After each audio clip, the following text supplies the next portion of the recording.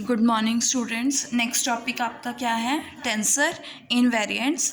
आपने scalar invariant मैंने आपको बताया है कि जब आप एआईजे टेंसर पे कॉन्ट्रैक्शन अप्लाई करते हो तो आपके पास एआईआई आता है, that is scalar invariant. Means जब आपके पास components of the tensor with respect to O X I dash system किसके इक्वल हो जाते हैं? Components with respect to O X I के इक्वल हो जाते हैं, देन इन दैट केस आपके पास जो टेंसर होता है उसे क्या कहते हैं? स्केलर इनवेरिएंट कहते हैं।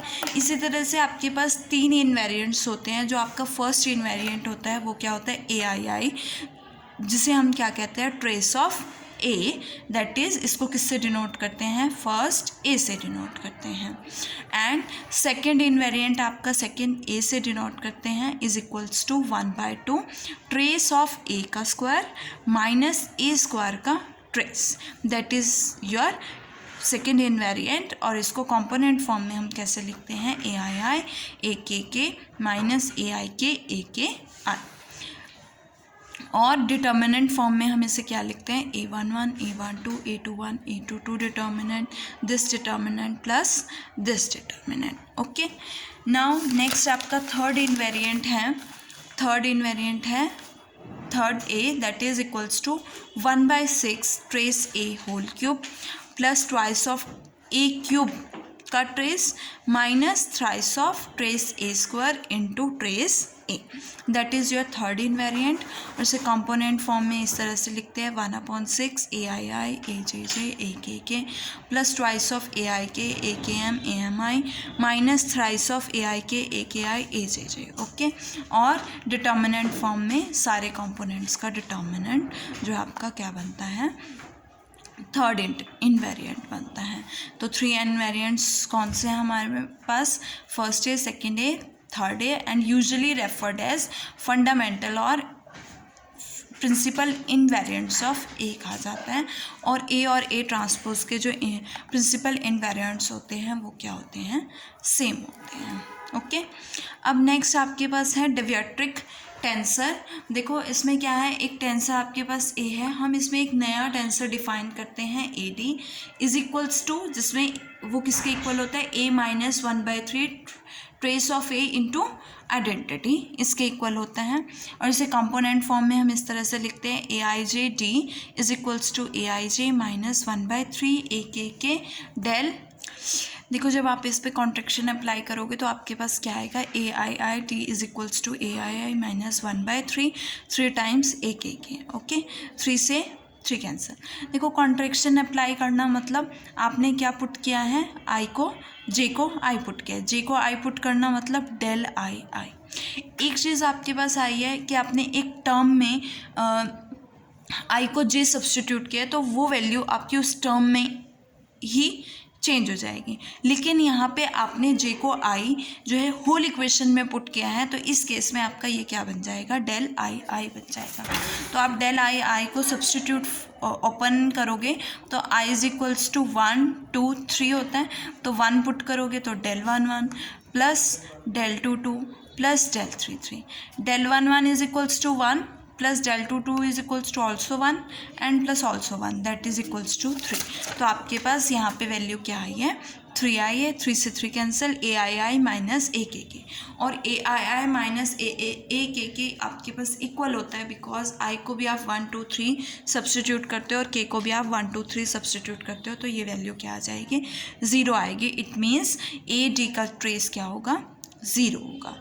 और अगर ए डी का ट्रेस 0 होगा तो इट मीन्स अगर मैं अल्फ़ा को 1/3 ट्रेस ऑफ ए लेती हूँ तो आपके पास वैल्यू क्या आएगी?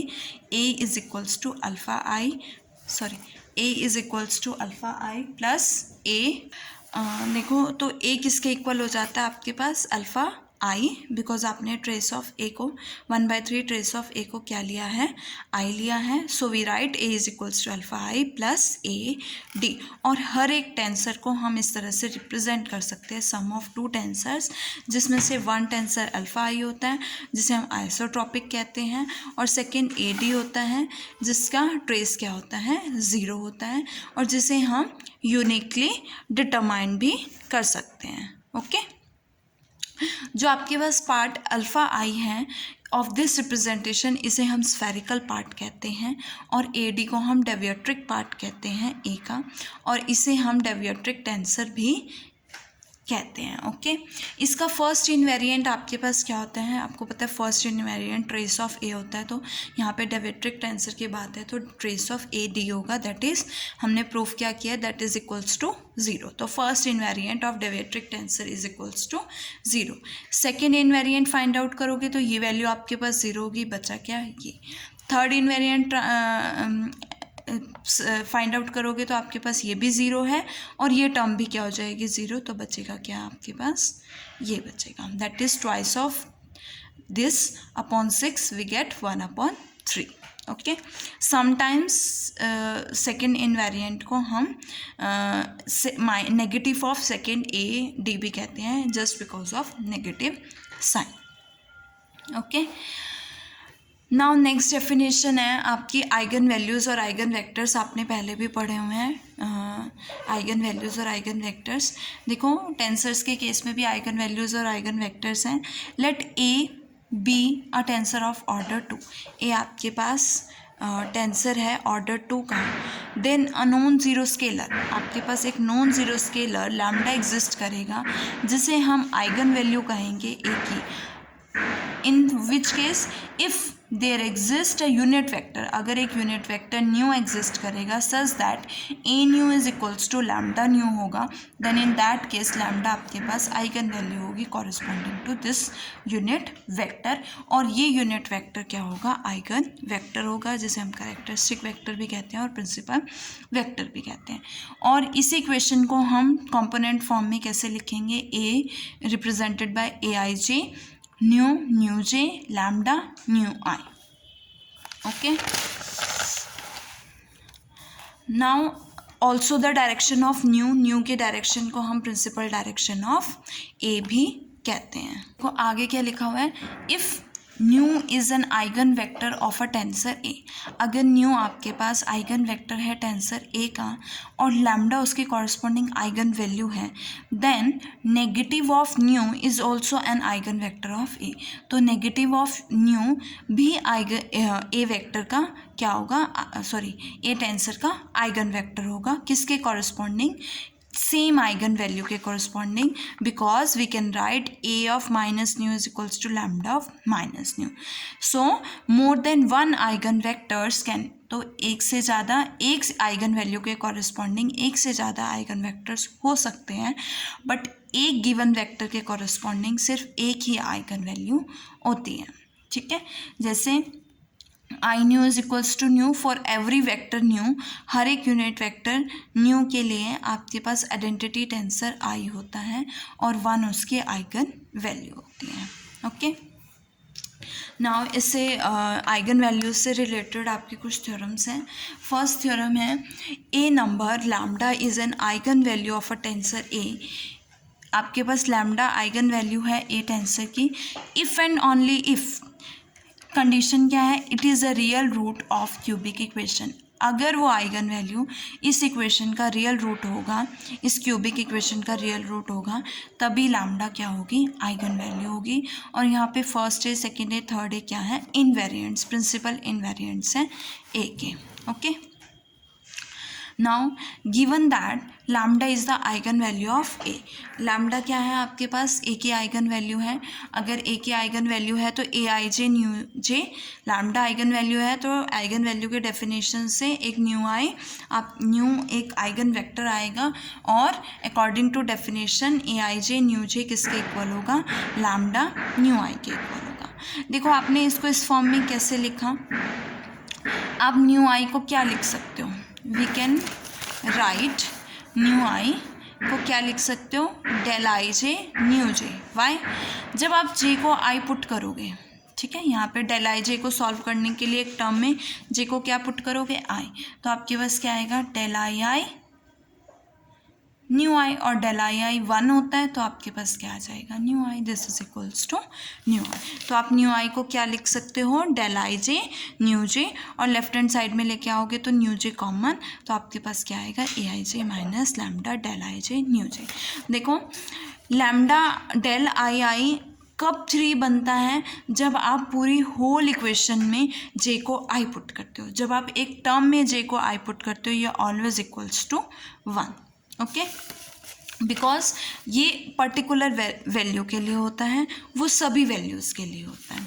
अब देखो आगे क्या है, when written in expanded form में लिखोगे तो आपके पास क्या आएगा, फर्स्ट इक्वेशन i को 1 पुट करोगे और j को वेरी कराओगे। i को 1 पुट किया, ठीक है, a1 j minus lambda del 1 j और न्यू j।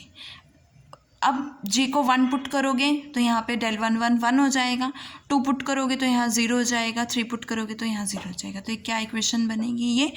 सिमिलरली जब i को 2 लोगे और j को वेरी कराओगे ये इक्वेशन आएगी, i को 3 लोगे j को वेरी कराओगे आपके पास ये इक्वेशन आएगी। अब ये इक्वेशन क्या है, होमोजीनियस इक्वेशंस हैं।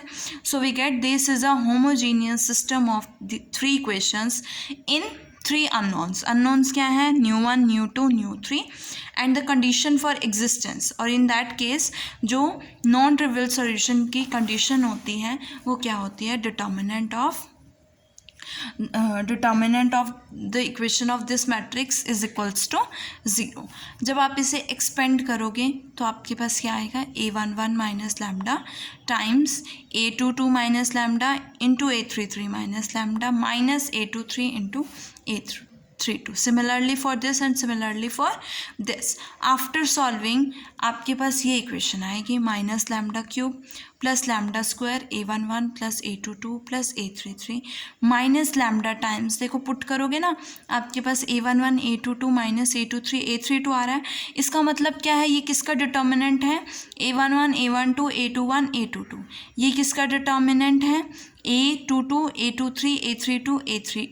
इसी तरह से इसका डिटर्मिनेंट भी एग्जिस्ट करेगा। 3 डिटर्मिनेंट्स आपके पास एग्जिस्ट करेंगे तो ये बनेंगे। अब देखो यहाँ से जो आपके पास थर्ड ये वाला, इसका डिटर्मिनेंट पूरा ये बनेगा। ओके, यहाँ से इसका डिटर्मिनेंट भी एग्जिस्ट कर रहा है और ये डिटर्मिनेंट्स भी एग्जिस्ट कर रहे हैं, तो हमने डिटर्मिनेंट फॉर्म में लिख दिए। आपको पता है ये किसके इक्वल होता है, that is first invariant trace of A, that is first invariant. और ये किसकी वैल्यू होती है, सेकेंड इनवेरिएंट की वैल्यू होती है। और ये किसकी वैल्यू होती है, थर्ड इनवेरिएंट की। तो लैम्डा इस इक्वेशन को सेटिस्फाई कर रहा है, और अगर ये इस इक्वेशन को सेटिस्फाई कर रहा है it means lambda is a real root of cubic equation this. ठीक है, फर्स्ट केस आपने क्या लिया था, लैम्डा जो है आइगन वैल्यू है, और आपने क्या शो किया है कि लैम्डा जो है रियल रूट है क्यूबिक इक्वेशन। कन्वर्स क्या है, आपने सपोज करना है कि लैम्डा जो है रियल रूट है इस इक्वेशन का। अगर ये रियल रूट है तो डिटर्मिनेंट जो होगा कोफिशिएंट ऑफ दिस क्या हो जाएगा, 0 हो जाएगा फॉर लैम्डा। और कंसिक्वेंटली इसके पास क्या आएगा, अगर डिटर्मिनेंट 0 होगा तो नॉन ट्रिवियल सोल्यूशन आएगा। नॉन ट्रिवियल सोल्यूशन आएगा तो A I J nu J is equals to lambda nu I के इक्वल हो गए। तो लैम्डा क्या हो जाएगी, आइगन वैल्यू हो जाएगी टेंसर ए की। अब देखो रिमार्क्स हैं आपके पास, 2 रिमार्क हैं। फर्स्ट रिमार्क है कि एवरी टेंसर ही हैज़ एटलीस्ट 1 आइगन वैल्यू। हर एक टेंसर के कम से कम एक आइगन वैल्यू होती है, और ए ट्रांसपोज की आइगन वैल्यूज़ ऑलवेज क्या होती हैं, सेम होती हैं। ओके, नाउ नेक्स्ट थ्योरम है आपके पास, eigen vectors corresponding to 2 distinct eigen values of a symmetric tensor A are orthogonal. अगर आप दो डिफरेंट आइगन वैल्यूज़ लेते हो तो उसके कॉरेस्पॉन्डिंग जो आइगन वेक्टर्स होंगे सिमेट्रिक टेंसर के, ठीक है, अगर टेंसर कैसा है, सिमेट्रिक है, देन इन दैट केस वो वेक्टर्स कैसे होंगे, ऑर्थोगोनल होंगे। ओके, सेकेंड डेफिनेशन क्या कहती है, principal direction corresponding to distinct principal values. अगर डिस्टिंक्ट प्रिंसिपल वैल्यूज़ है तो उसके कॉरेस्पॉन्डिंग प्रिंसिपल डायरेक्शंस क्या होंगी, ऑर्थोगोनल होंगी। देखो इसका प्रूफ, लेट आपने 2 डिस्टिंक्ट आइगन वैल्यूज़ लेनी है, तो 2 डिस्टिंक्ट आइगन वैल्यूज़ क्या ली है, लैम्डा 1 एंड लैम्डा 2, और इसके कॉरेस्पॉन्डिंग आपके पास 2 आइगन वेक्टर्स हैं, nu 1 and nu 2। Eigen values के डेफिनेशन से A nu 1 is equals to lambda 1 nu 1 and A nu 2 is equals to lambda 2 nu 2। Okay, अब देखो इसे कंपोनेंट फॉर्म में लिखोगे तो ए को कंपोनेंट फॉर्म में ए आई जे और न्यू 1 को कंपोनेंट फॉर्म में न्यू 1 जे। सिमिलरली न्यू 1 का कंपोनेंट न्यू 1 ठीक है। जैसे आप क्या लिखते हो, ए न्यू, आपके पास क्या होता है, A nu is equals to lambda nu. तो कॉम्पोनेंट फॉर्म में A I J nu J is equals to lambda nu I. Okay, अब न्यू के प्लेस पे क्या है, 1 है, न्यू 1 है, तो आपने जस्ट क्या लिखा है, न्यू 1 जे न्यू 1 आई। तो यहाँ पे न्यू 1 जे और न्यू 1 आई। सिमिलरली न्यू 2 जे और न्यू 2 आई। अब फर्स्ट इक्वेशन को न्यू 2 आई से मल्टीप्लाई किया, सेकेंड इक्वेशन को न्यू 1 आई से, और दोनों को सब्ट्रैक्ट कर दिया। तो आपके पास क्या आएगा, देखो यहाँ से lambda new 1 I knew 2 I knew 2 I knew 1 आई, दोनों टर्म्स कॉमन आ रही है, तो लैम्डा 1 माइनस लैम्डा 2 हो गया। इधर आपके पास ये टर्म आ रही है। आपने क्या किया, आई को जे से इंटरचेंज कर दिया in second term of right hand side. आपने सिर्फ सेकेंड टर्म में, आप इस तरह से कर सकते हो, सेकेंड टर्म में आई को जे से रिप्लेस कर दिया, बिकॉज आई और जे को जब रिप्लेस करोगे, आई को 1 पुट करोगे तो जे को, आई को 1 2 3 पुट करोगे तो जे को भी 1 2 3 ही पुट करोगे, सो इट बिकम्स इक्वल। जब आई को जे के इक्वल जे से इंटरचेंज किया तो आपके पास ये दो टर्म्स क्या हो गई, सेम हो गई, सेम टर्म्स कैंसिल हो गई, तो ये आ गया। तो लैम्डा 1 माइनस लैम्डा 2 किसके इक्वल हो, लैम्डा 1 और लैम्डा 2 आपको क्या गिवन है, डिस्टिंक्ट है। अगर लैम्डा 1 लैम्डा 2 डिस्टिंक्ट है, डिफरेंट है, तो इट मीन्स उनका डिफरेंस कभी भी 0 के इक्वल नहीं हो सकता। तो अगर ये 0 के इक्वल नहीं है, इट मीन्स ये 0 के इक्वल होगा, और ये 0 के equal means new 1 into new 2, dot product क्या हो गया, दो वेक्टर्स का 0, और दो वेक्टर्स का डॉट प्रोडक्ट जब 0 होता है तो वो वेक्टर्स कैसे हो जाते हैं, ऑर्थोगोनल। हैंस आपने प्रूव कर दिया दोनों वेक्टर्स क्या होंगे, ऑर्थोगोनल होंगे, अगर उनके कॉरस्पॉन्डिंग दो आइगन वैल्यूज़ कैसी हैं, डिस्टिंक्ट हैं।